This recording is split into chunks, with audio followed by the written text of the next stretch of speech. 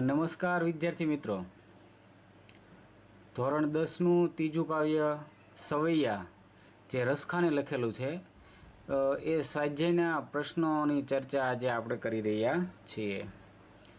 વિદ્યાર્થી મિત્રો, આપણે અગાઉ પણ દર વખતે કહીએ છીએ કે જે વિદ્યાર્થી પાસે સ્વાધ્યાયના પ્રશ્નો લખવા માટે કોઈ પુસ્તક ન હોય, નવનીત કે કોઈ અન્ય સાહિત્ય ન હોય, એના માટે આ વિડીયો ખૂબ ઉપયોગી સાબિત થશે. तो વધારે समय न बगाड़ता આપણે स्वाध्याय से चालू करिए कि निम्नलिखित प्रश्नों के नीचे दिए गए विकल्पों में से सही विकल्प चुनकर उत्तर लिखिए. इसमें पहला प्रश्न है, यमुना किनारे कदम की डाल पर रसखान किस रूप में बसना चाहते हैं? तो इसका उत्तर है पक्षी बनकर. दूसरा प्रश्न, 8 सिद्धि और 9 निधि का सुख प्राप्त होता है? तो उसका उत्तर है अ, नंद की घेनु चराने में. तीसरा प्रश्न, कलघोत के धाम का अर्थ होता है? तो इसका अर्थ है सोने का राजमहल. चौथा प्रश्न, गोपी गले में खाली जगह माला पहनना चाहती है? तो इसका उत्तर है गुंजे की. उसके बाद दूसरा प्रश्न है, निम्नलिखित प्रश्नों के एक एक वाक्य में उत्तर लिखिए.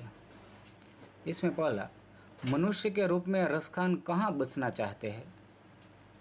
तो इसका उत्तर है मनुष्य के रूप में जन्म मिलने पर रसखान गोकुल गांव के ग्वालों के साथ बसना चाहते हैं. उसके बाद का दूसरा प्रश्न, पशु के रूप में कवि कहाँ निवास करना चाहते हैं? उत्तर, पशु के रूप में कवि नंद की गायों के बीच निवास करना चाहते हैं. रसखान किस पर्वत का पत्थर बनना चाहते हैं? इसका उत्तर है रसखान गोवर्धन पर्वत का पत्थर बनना चाहते हैं. चौथा प्रश्न, पशु योनि में जन्म मिलने पर कवि क्या करना चाहते हैं? तो इसका उत्तर है पशु योनि में जन्म लेना कवि के बस में नहीं है, परंतु कवि इतना ही चाहते हैं कि प्रतिदिन उन्हें नंद की गायों के बीच चरने का मौका मिले. उसके बाद तीसरा प्रश्न है कि निम्नलिखित प्रश्नों के 2-3 वाक्यों में उत्तर लिखिए. इसमें पहला, लकुटी लेकर रसखान क्या करना चाहते हैं और क्यों? लकुटी लेकर रसखान श्री कृष्ण की जन्मभूमि में कृष्ण की भांति वन में भटकते हुए गायें चराना चाहते हैं. इससे वे अपने आप को श्री कृष्ण के समीप होने का एहसास करना चाहते हैं. दूसरा प्रश्न, श्री कृष्ण को रिझाने के लिए गोपी क्या क्या करना चाहती है? उत्तर, श्री कृष्ण को रिझाने के लिए गोपियां श्री कृष्ण के तरह तरह के स्वांग रचना चाहती है. वे कृष्ण की तरह अपने सिर पर मोरपंख धारण करना चाहती है, गुंजों की माला गले में पहनना चाहती है तथा पीताम्बर ओढ़कर और हाथ में लाठी लेकर गायों के बीच ग्वालों के साथ वन में भटकना चाहती है. तीसरा प्रश्न, गोपी कृष्ण की मुरली को अपने अधरों पर क्यों नहीं रखना चाहती? उत्तर, गोपियों का श्री कृष्ण से निश्चल प्रेम है. वे नहीं चाहती कि कृष्ण की मुरली को वे अपने अधरों पर रखकर झूठी करे. वे इस चेष्टा को अपने प्रिय के साथ विश्वासघात मानती है, इसलिए वह अधरों पर धरना नहीं चाहती. चौथा प्रश्न है कि निम्नलिखित प्रश्नों के 4-5 वाक्यों में उत्तर लिखिए. इसमें पहला, रसखान श्री कृष्ण का सामीप्य किन रूपों में किस प्रकार चाहते हैं? उत्तर है इसका, कवि रसखान श्री कृष्ण और उनकी लीला स्थली से अभिभूत है. वे हर उस चीज के सामीप्य चाहते हैं जिसका संबंध श्री कृष्ण से रहा है. वे अगले जन्म में गोकुल गांव में जन्म लेकर वहां के ग्वालों के बीच उसी तरह रहना चाहते हैं जैसे श्री कृष्ण रहते थे. श्री कृष्ण बचपन में नंद की गाय चराने जाया करते थे। वे पशु के रूप में जन्म लेकर नंद की गायों के बीच चरना चाहते हैं। यमुना के किनारे कदम के पेड़ों पर चढ़कर बचपन में श्री कृष्ण ग्वाल बालों के साथ खेला करते थे। पक्षी के रूप में जन्म लेकर रसखान उन्हीं कदम के वृक्षों पर बसेरा करना चाहते हैं। इतना ही नहीं, यदि अगले जन्म में वे पत्थर बने तो उसी पहाड़ का पत्थर बनने की कामना करते हैं जिसे श्री कृष्ण ने अपने हाथों से उठा लिया था, यानी जिसका उन्होंने स्पर्श किया था। इस तरह रसखान कृष्ण का सामीप्य इस तरह चाहते हैं। दूसरा प्रश्न है, कवि कृष्ण से संबंधित किन वस्तुओं की अभिलाषा करते हैं? उनके लिए यह किन वस्तुओं को छोड़ने के लिए तैयार है? तो इसका उत्तर है, कवि रसखान श्री कृष्ण के प्रति अनन्य श्रद्धा है। वे हर हाल में श्री कृष्ण के समीप रहना चाहते हैं। इसके लिए वे उन वस्तुओं की अभिलाषा करते हैं जिनका संबंध श्री कृष्ण से रहा है। श्री कृष्ण लाठी और कमली लेकर वन में गाय चराने जाया करते थे।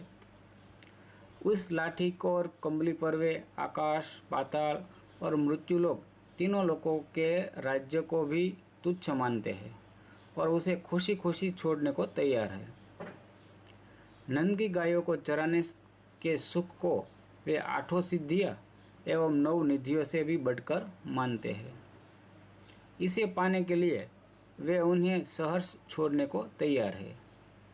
व्रज में जिन वन, बगीचा और सरोवर का संबंध श्री कृष्ण से रहा है, उन्हें देखने की उनमें के मन में बड़ी अभिलाषा है। इतना ही नहीं, वे व्रज की कांटेदार झाड़ियों के लिए सोने से बने करोड़ों महलों को भी न्योछावर करने के लिए तैयार है। तीसरा प्रश्न है, श्री कृष्ण की मुरली का व्रज की स्त्रियों पर क्या क्या प्रभाव पड़ा? तो व्रज की स्त्रियां श्री कृष्ण की मुरली की धुन की दीवानी थी।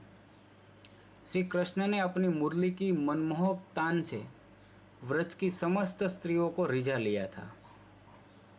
अपनी मुरली की धुन से जैसे उन्होंने व्रज की स्त्रियों पर कुछ ऐसा जादू टोना सा कर दिया था कि वे उनके हृदय में घर कर गए थे।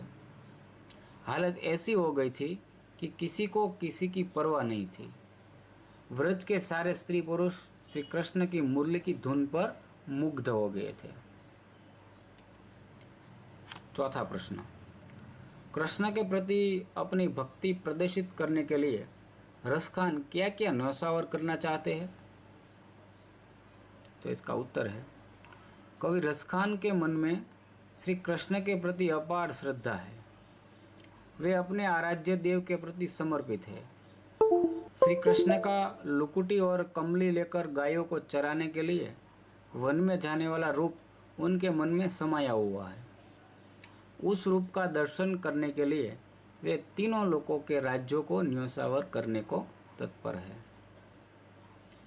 नंद की जिन गायों को उनके आराध्य देव श्री कृष्ण ने चराया था, वे उन गायों को चराकर अद्भुत सुख प्राप्त करना चाहते हैं। इस सुख के सामने वे 8 सिद्धियां और 9 निधियों को भी तुच्छ मानते हैं। नंद की गायों को चराने के लिए सुख के सामने वे इन सिद्धियों और निधियों को न्योछावर करने को तैयार है। व्रज में लता, कुंज एवं पेड़ पौधों का दर्शन करने के लिए बेचैन है। इतना ही नहीं, वे व्रज की कंटीली झाड़ियों को भी सोने से बना महलों से मूल्यवान मानते हैं और उनके सामने वे सोने के करोड़ों महलों को न्योछावर करते हैं। इस तरह हमने इस सविस्तर उत्तर को भी देखा। उसके बाद 5वां प्रश्न है, उचित जोड़े बनाइए। इसमें प्रश्न एक के अंदर अ और ब उचित जोड़ बनानी है। अ में मनुष्य है तो उसका जवाब है गोकुल गांव। पशु तो उसका उत्तर है नंद की गाय। पक्षी तो यमुना के किनारे कदम की डाल। और पत्थर तो इसका उत्तर है गोवर्धन पर्वत। તો આ રીતે વિદ્યાર્થી મિત્રો આપણે આ ત્રીજું કાવ્ય સવૈયા રસખાન રચિત જે હતું એના સ્વાધ્યાયના પ્રશ્નોની સમજણ પ્રાપ્ત કરી તમને સ્વાધ્યાય લખવામાં ખરેખર ખૂબ ઉપયોગી થશે. જો તમને કાંઈ વિડીયો સારો લાગે તો લાઇક શેર અને સબસ્ક્રાઈબ કરો, અને કાંઈ બીજી કોમેન્ટ હોય, ફેરફાર કરવાના હોય તો તમે કોમેન્ટ સેક્શનમાં જઈને લખી શકો છો. અસ્તુ.